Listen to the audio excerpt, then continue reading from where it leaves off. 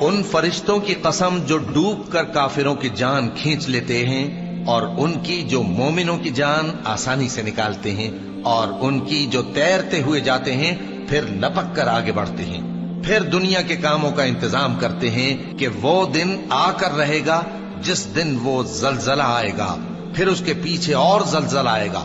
اس دن لوگوں کے دل خوف زدہ ہوں گے اور آنکھیں جھکی ہوئی۔ کافر کہتے ہیں کیا ہم الٹے پاؤں پھر لوٹیں گے؟ بھلا جب ہم کھوکھلی ہڈیاں ہو جائیں گے تو پھر زندہ کیے جائیں گے؟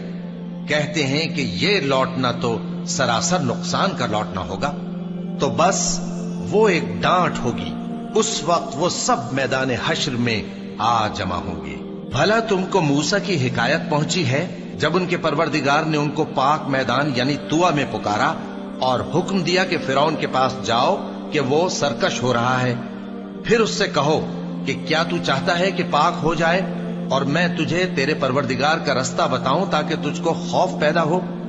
غرض انہوں نے اس کو بہت بڑی نشانی دکھائی مگر اس نے جھٹلایا اور نہ مانا، پھر لوٹ گیا اور تدبیریں کرنے لگا۔ سو اس نے لوگوں کو اکٹھا کیا، پھر بلند آواز سے بولا، سو کہنے لگا کہ تمہارا سب سے بڑا مالک میں ہوں۔ تو اللہ نے اس کو دنیا اور آخرت دونوں کے عذاب میں پکڑ لیا۔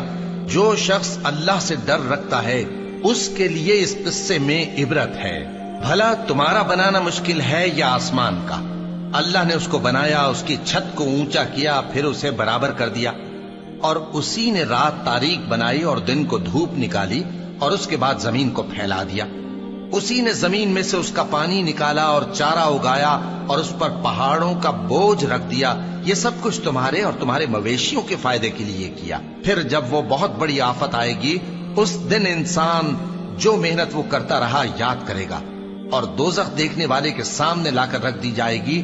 اب جس نے سرکشی کی اور دنیا کی زندگی کو مقدم رکھا تو اس کا ٹھکانہ دوزخ ہی ہے، اور جو اپنے پروردگار کے سامنے کھڑے ہونے سے ڈرتا اور نفس کو بیجا خواہشوں سے روکتا رہا تو اس کا ٹھکانہ بہشت ہی ہے۔ اے پیغمبر صلی اللہ علیہ وآلہ وسلم، لوگ تم سے قیامت کے بارے میں پوچھتے ہیں کہ اس کی آمد کب ہے، سو تم اس کے ذکر کی طرف سے کس فکر میں ہو؟ اس کا منتہا یعنی واقع ہونے کا وقت تمہارے پروردگار ہی کو معلوم ہے۔